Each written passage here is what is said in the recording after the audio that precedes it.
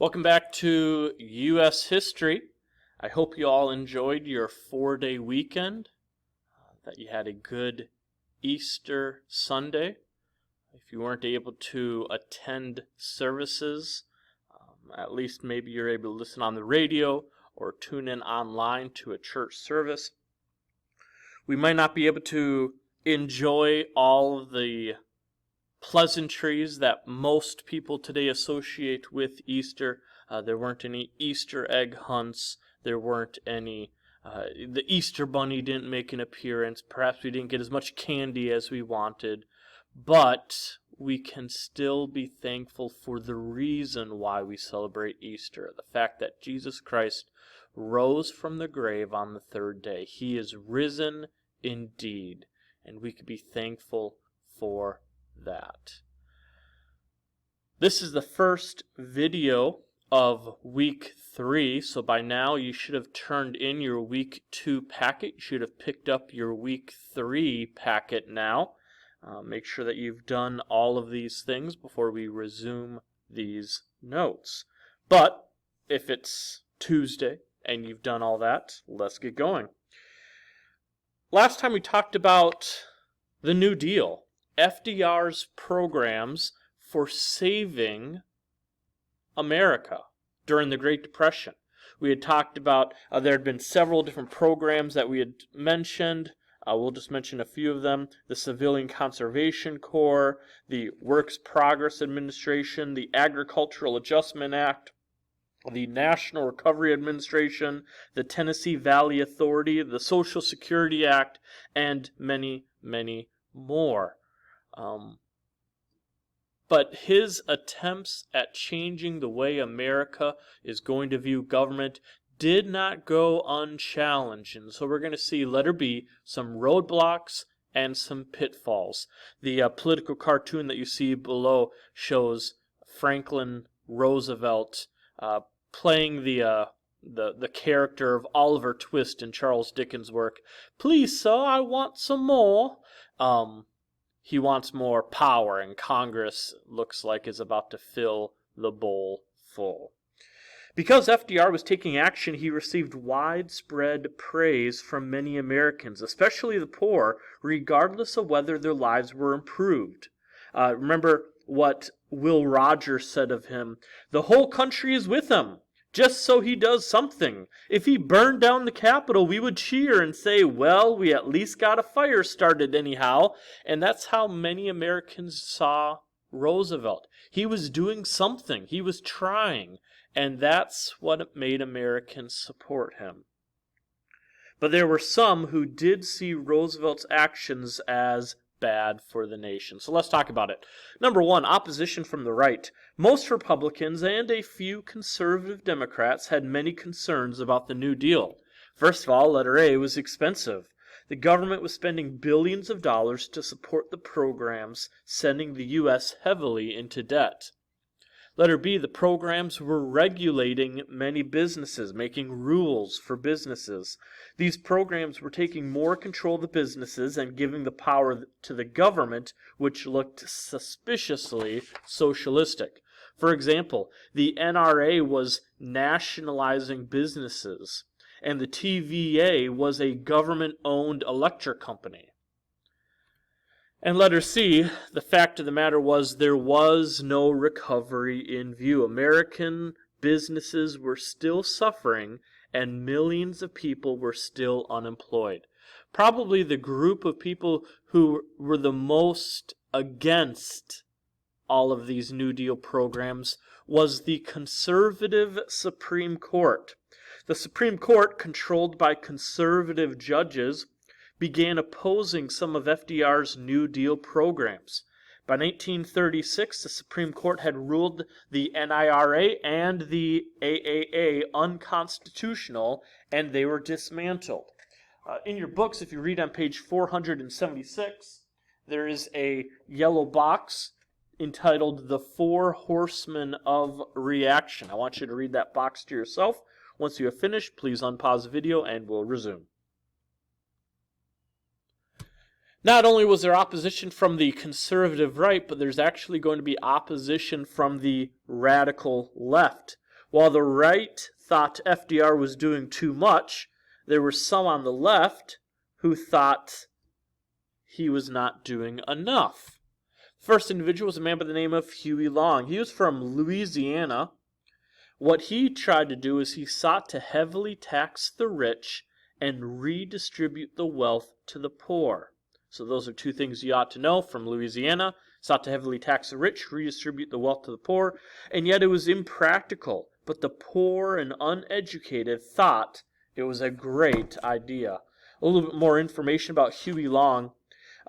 He was an extraordinarily egotistical man who gained prominence by claiming to work for the little man against the power of big industry. Yet the power of his political machine rivaled that of the business moguls he attacked. As governor of Louisiana, Long promoted more highway and bridge construction, greater financial support for education, and better public health facilities. To protect his programs and his own power, he took control of key state boards and created more agencies in which he could install political cronies. Even after he was elected to the U.S. Senate, Long continued to exercise almost dictator-like powers in Louisiana. His control eventually extended to the state legislature, bureaucracy, courts, and even local governments. Although potential beneficiaries liked his share our wealth idea, critics feared that he would extend his autocratic practices to the entire country.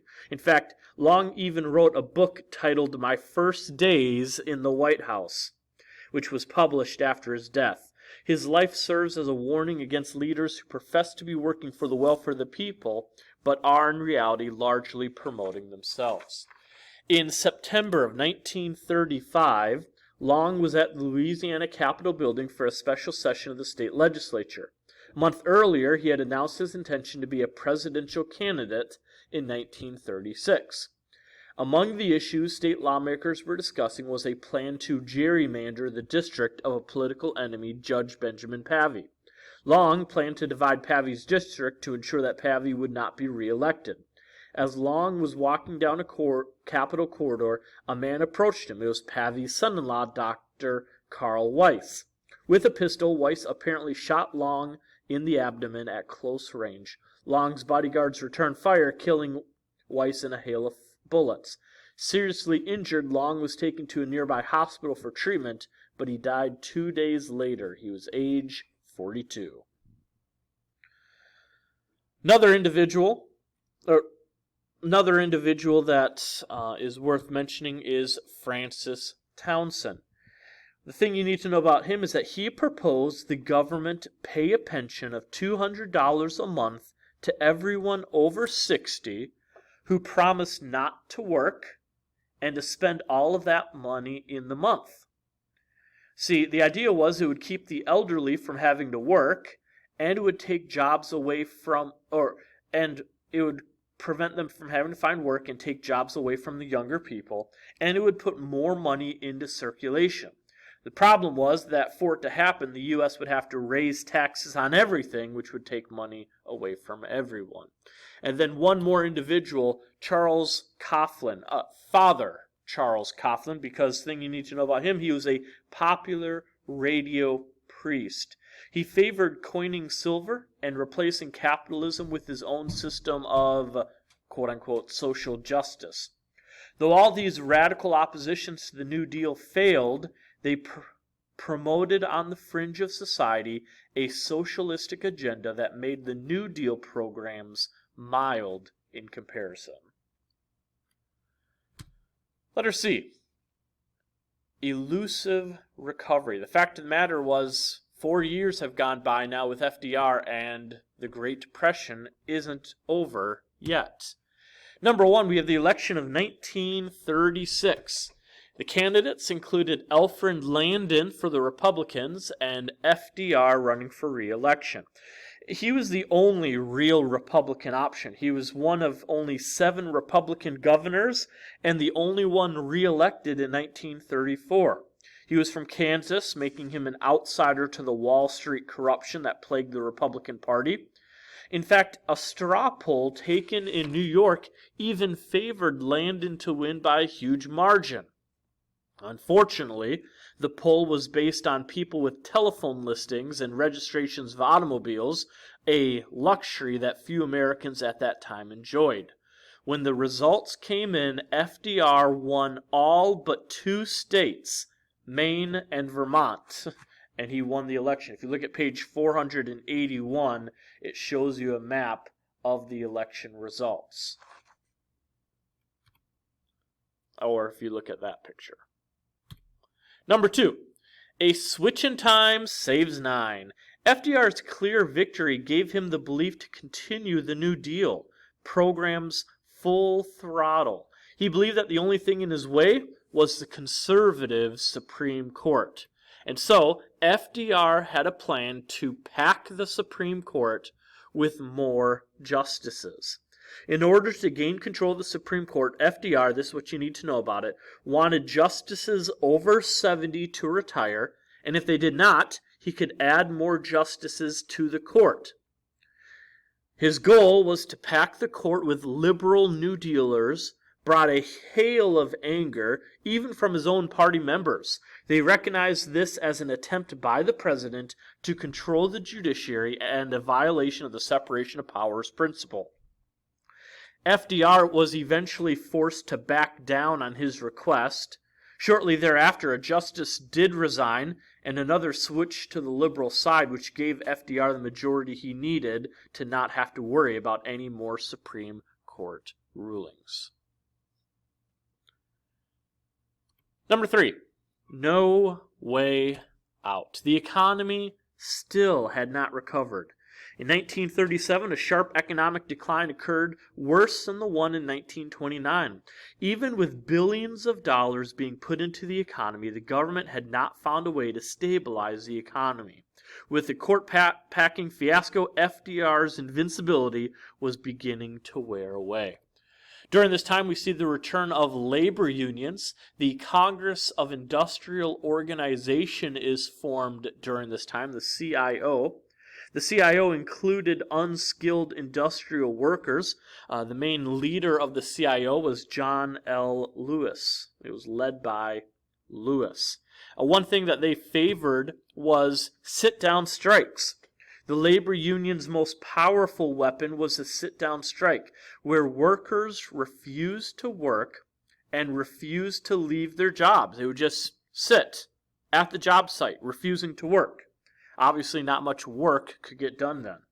Initial victories against some companies were followed by violence and bloodshed as police were forced to fire on some strikers on Memorial Day in 1937. The Supreme Court later ruled sit-down strikes unlawful. The CIO later formed with another labor union, the AFL, to become known as the AFL-CIO, the American Federation of Labor, which supported skilled workers, and together it will become the largest and most powerful labor union in the U.S. That's worth noting. Last thing today. The Depression would be removed by war, but the New Deal would set the foundation for a growing federal bureaucracy. 8 years had gone by, and no recovery had been found. That's all the notes we're going to cover for today.